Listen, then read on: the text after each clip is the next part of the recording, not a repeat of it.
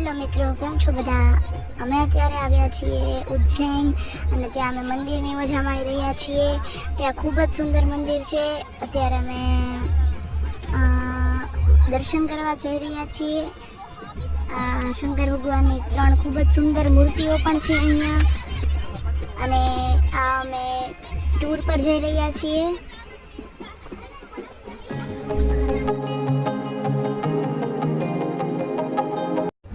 આ છે કાલ ભૈરવનું મંદિર.